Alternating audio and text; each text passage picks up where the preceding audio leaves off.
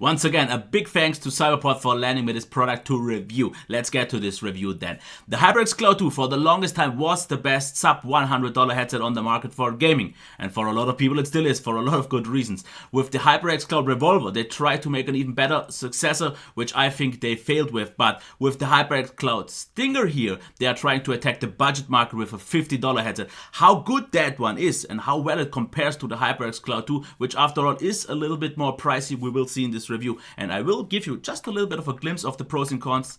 And if you have seen, there are quite some cons, but don't worry, this is nagging on a quite high level. So let's see what's in the box. You get the headset itself, of course, obviously with a 1.3 meter long cable that ends in an combo jack. As you can see here, this can be used on your PS4, Xbox One, and also your laptop. If you want to use it on your PC, you have to use the extension. As you can see here, you can use that one, and then you have the microphone and headphone jack at the end. This one is 1.7 meters, and the cables itself are of good quality, not sticky, which is important, but I would have wished for braided cables. But of course, for this price range, this couldn't have been expected. Just in terms of the headset itself, because this is already all we have in the box, since it's a minimalistic budget priced offering, which is absolutely fine. Design, of course, is personal preference. You have to tell that to yourself if you like it or not. I won't judge. I think it looks fine. In terms of build quality, they use metal here, mostly though the rest is plastic, and it feels okay. Yes, it does crack sometimes a little bit on some occasions, as you can hear, but for the price, absolutely solid build, no complaints here. As you can see, the ear cups can be rotated, which is also quite a nice feature, is the microphone, because if you pull it up, it will mute. If you pull it down, it will be activated, and you can actually still move it closer to your mouth if you want to, so this is definitely nice. And on the right side, we have the volume slider, quite a granular one, and this is definitely a feature that I like to see. In terms of the headband, it is quite soft and is quite thick, but you will feel the headband after all. I will get to that later in the comfort part. The ear cups itself, though, absolutely fine. Also quite a soft, thick cushioning, and the ear cups definitely are big enough so they fit my whole ear and didn't touch anywhere, which is something I definitely like, and still rotating, which is nice. So you can use them, as you can see here, like this if you want to, and this is actually quite a good fit. Now, in terms of comfort and fit, though, let's put them on. And what do I have to say here? The first thing that I like to see is that the clamping force is not too heavy at all, because it's quite soft and it doesn't really press too much. And due to the really nice soft cushioning, this is great. The noise isolation towards the outside is quite noticeable, and therefore you hear your own voice a little bit muffled, but that is of course always the case with closed headphones. On the top, though, I have to say the headband is quite noticeable on your head after all, because what I can do, which is something I personally like, is have the headband a little bit more towards the back. This is just not possible. The way the shape of the ear cups work and the headband, you have to keep it straight on the top of your head. And then for some reason, maybe due to the plastic outside or maybe due to the kind of narrow fit, it is noticeable after all, because I prefer headphones where you only feel the ear cups and you don't feel the headband itself anymore. This is here the case. It's not a problem because it's not like pushing a lot, but it's noticeable. If you make the headphones a little bit bigger, the issue goes a little bit away, but it's still there.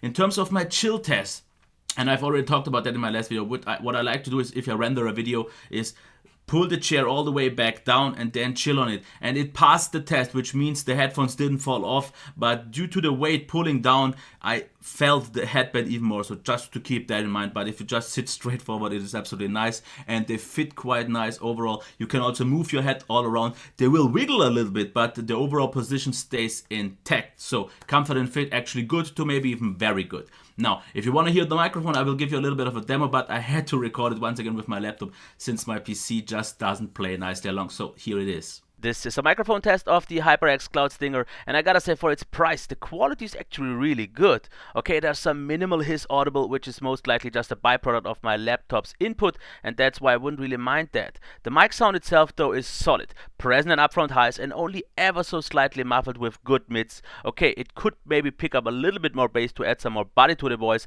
but it's not like it would sound weak. But I really like the overall clarity after all. Absolutely good enough for gaming without any doubt, and once again, considering the low price point, actually quite impressive. And here are a few seconds of silence for you to hear some possible hiss. Okay, I guess you have seen the quality of the microphone, and I have to say I'm very pleased with the sound quality, even though not on my PC, but fully pleasing after all. Okay, now let's get into the actual important thing, the sound. First of all, as always, gaming. And I have to say the soundstage is kind of a medium big one, because it's not too narrow, but it's also not super wide like maybe on an open back headphones. But I have to say I like the sound a lot. We have quite some nice full, slightly boomy bass, but very rich. And the mids are maybe a little bit on the, let's say, not all that present side, but sound effects are really nicely dominant and punchy and really nice effects are there. The highs are quite clear, and the distinction between right and left are definitely quite nice, because we have a stereo headset here after all, and it is very precise. You will hear every, or let's say most of the details very nicely. There are some more detailed headphones on the market, but for this price range I was surprised how great the experience was, because the overall sound balance was really nicely done. You get the quite dynamic action feel of it, and you are quite immersed in it, but you still get all the details. So they found the right balance here. It's not like you would just feel like maybe some on the Sennheiser Game 1 all the details, but missing out on the impressiveness of the action with the bass. This year's all there. I really like that. It's maybe not super detailed in all the things, but overall really nicely done. In terms of music, I can give you almost the same verdict, because they sound really, really good for music. But of course, since it is a gaming headset, it also sounds sounded. You just have to keep that in mind. Like I said, the sound is a little bit boomy, and it is, of course, boosted same as the highs, which for some people could maybe over time get a little bit harsh. Personally, not for me, because I like the clarity of the highs. The mids are a little bit more toned down, and maybe therefore the sound isn't all that warm, not that rich, but overall really nicely done. And I have to say I really like listening on these a lot, which I would have not expected from a $50 headset. So even here, quite good. So I would already say let's get into the pros and cons, and you can check them now, and we will go through all of them right now. Good comfort, maybe not quite great, just for me personally, because the ear cups have to sit right with the headband. It is just personal preference, but it is still good. Good fit, because they don't really move along too much. That is great. Volume controls are definitely a nice feature I like to see. Very pleasant overall sound balance. Of course, sounded, but really nicely. Very good bass, solid mids. Maybe this is one of the slightly weaker parts here, but still good. Present and clear highs, absolutely. I really liked how clear they are, especially compared to the Cloud 2. I heard a lot more in the upper end, which is something that I prefer for gaming and also for music. Very good for gaming, really very good. And this for the price, and not just for the price. Good to very good for music here, sometimes due to the maybe slightly muddy bass and due to the not all that warm sound. If you prefer that, is not all that great, but still very good. Very nice microphone, I have to say, for this price is really good and way better than whatever the microphone of the Cloud 2 did achieve. Incredible value for $50, absolutely amazing. Now let's get into the cons, but as I said, don't take them all too seriously. It cracks a little bit, but this is really good for the price, because of course you can make plastic crack every time. Not the perfect fit for me. As I said, I have to keep them straight on the top, which is something I personally just don't like. I like for some reason to have them a little bit more towards the back. I just don't like any sort of push on the top, but that is me.